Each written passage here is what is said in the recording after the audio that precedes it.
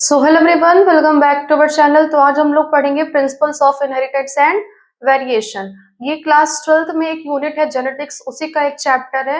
अब आप सोचेंगे मैंने सबसे पहले यूनिट जेनेटिक्स को लिया है क्योंकि जेनेटिक्स क्या है कि वो बहुत ही ज्यादा हाई वेटेज रखता है, चाहे आपका क्लास 12th बोर्ड्स हो, चाहे नीट एग्जाम हो, चाहे कोई भी अदर कॉम्पिटेटिव एग्जाम हो। ठीक, अब आज क्या पढ़ेंगे, बेसिक पढ़ेंगे इस चैप्टर के, क्योंकि कुछ ये सारे जो बेसिक पॉइंट्स यहाँ पे लिखे हुए हैं पूरे चैप्टर में क्या होते हैं, बार बार रिपीट होते हैं। तो इसीलिए आपको बाद में कंफ्यूजन ना हो, इसीलिए मैंने आज जो टॉपिक लिया है वो क्या है, बेसिक्स। अब अगर मैं बात करूं जेनेटिक्स की, है ना, मैं बार बार बोल रही हूँ जेनेटिक्स का बहुत ही हाई वेटेज है। तो ये जेनेटिक्स होता क्या है जिसका इतना ज्यादा हाई वेटेज हो रहा है? तो जेनेटिक्स क्या है कि वो एक साइंस है। ठीक, वो क्या है, वो एक साइंस है जो किससे डील करता है, with the study of inheritance and variation. अब आप सोचेंगे कि इनहेरिटेंस और वेरिएशन क्या है। So inheritance is the transfer of characters from parents to offspring. ऐसे कैरेक्टर्स जो आपको आपके पेरेंट्स से मिलते हैं, है ना। वैसे तो सारे कैरेक्टर्स लगभग आपके पेरेंट्स से मिलते हैं, बट कुछ ऐसे भी कैरेक्टर्स होते हैं जो आपके पेरेंट्स से क्या करते हैं, डिफर करते हैं। ऐसा नहीं है कि आप बिल्कुल उनके जैसे दिखते हैं। ऐसे कैरेक्टर्स जो आपको मिल रहे हैं आपके पेरेंट्स से, उसको आप क्या बोलते हैं, इनहेरिटेंस बोलते हैं। और ऐसे कैरेक्टर्स जिससे आप डिफर कर रहे हैं उनसे, है ना, जो उनसे नहीं मिल रहा है, आपको कुछ डिफर कर रहे हैं उनसे, उसको आप क्या बोलते हैं, वेरिएशन बोलते हैं। वेरिएशन से ही पता चल रहा है कि आप क्या कर रहे हैं, वेराई कर रहे हैं। किससे वेराई कर रहे हैं, अपने पेरेंट्स से। ठीक, ये डिफरेंस किसके बीच में था, इनहेरिटेंस और वेरिएशन के बीच में। अब जेनेटिक्स में लिखा हुआ है जीन, यानी कि इसमें हम क्या पढ़ेंगे, जीन के बारे में पढ़ेंगे। जीन ही क्या है, यूनिट ऑफ इनहेरिटेंस। अगर इनहेरिटेंस की यूनिट की बात करें तो वो क्या है, आपका जीन है। ठीक, यही जीन क्या होता है कि आपके पेरेंट्स से आप में पास कर जाता है। अगर केमिकली में बात करूं तो जीन क्या है, वो डीएनए है ना। उसके बाद every gene has information for particular traits. अब आप सोचेंगे इसका मतलब क्या है।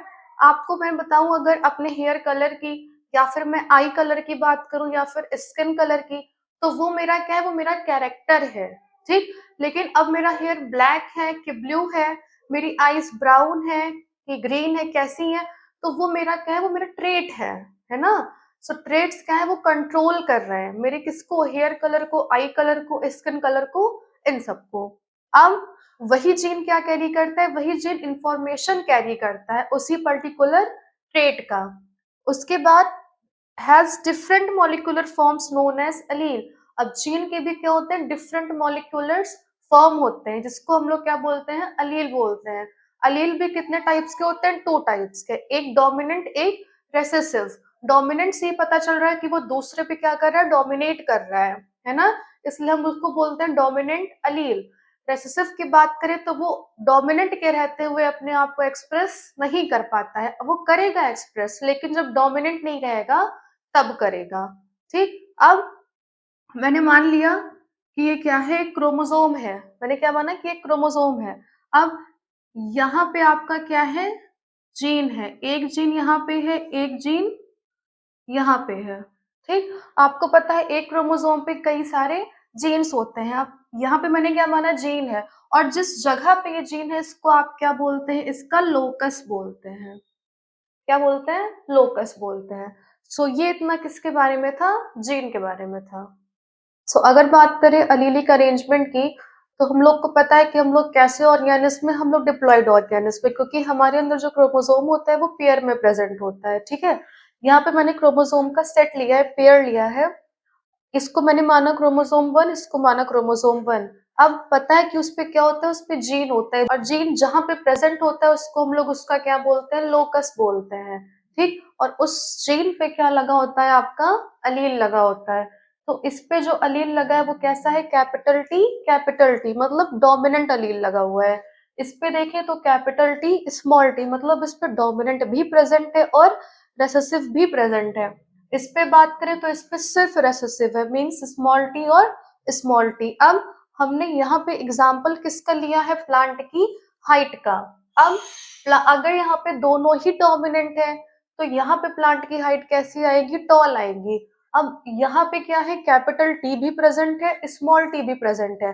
मैंने आपको बोला था कि अगर डोमिनेंट अलील प्रेजेंट है तो रेसेसिव अलील अपने आप को एक्सप्रेस नहीं कर पाएगा। तो इस वजह से जो प्लांट की हाइट यहाँ पे आएगी वो कैसी होगी? टॉल होगी। अब यहाँ पे डोमिनेंट अलील नहीं प्रेजेंट है, सिर्फ कैसा अलील प्रेजेंट है? रेसेसिव अलील। तो अब ये आप अपने आप को क्या करेगा? एक्सप्रेस कर लेगा, जिसकी वजह से जो प्लांट की हाइट आएगी वो क्या आएगी? ड्वार्फ आएगी। ठीक। अब फेनोटाइप की बात करें तो it is the physical expression of an organism, मतलब बाहर से कोई भी ऑर्गेनिज्म कैसा आपको दिख रहा है वो उसका क्या कहलाएगा? फेनोटाइप कहलाएगा। जैसे मैंने यहाँ पे प्लांट की हाइट का एग्जांपल लिया था, सो प्लांट की हाइट टॉल है कि ड्वार्फ है, वो उस प्लांट का क्या है? फेनोटाइप है। लेकिन उसमें अलील कैसा प्रेजेंट है, उसमें जीन कैसा प्रेजेंट है, तो वो क्या कहलाएगा? जीनोटाइप कहलाएगा। Means genetic makeup of an organism. अब आपने कई बार नाम सुना होगा होमोजाइगस और प्योर का। अब होता क्या है, ये हमने क्या किया, कोई भी पेयर ले लिया एक क्रोमोसोम का, उसपे अलील अगर सेम लगे हुए हैं तो वो क्या कहलाएगा? होमोजाइगस। अब दोनों अलील चाहे कैपिटल टी हो और चाहे दोनों क्या हो? स्मॉल टी हो, वो क्या कहलाएगा? होमोजाइगस। लेकिन अगर दोनों अलील डिफरेंट है ना, एक यहाँ पे कैपिटल टी है, एक स्मॉल टी है, दोनों क्या है? डिफरेंट है। इस वजह से ये कैसी कंडीशन कहलाएगी? हेट्रोजाइगस या फिर इम्प्योर। सो आज के लिए बस इतना ही। बाकी वीडियो अच्छी लगे तो वीडियो को लाइक करिए, चैनल को सब्सक्राइब करिए और शेयर करिए। Thank you.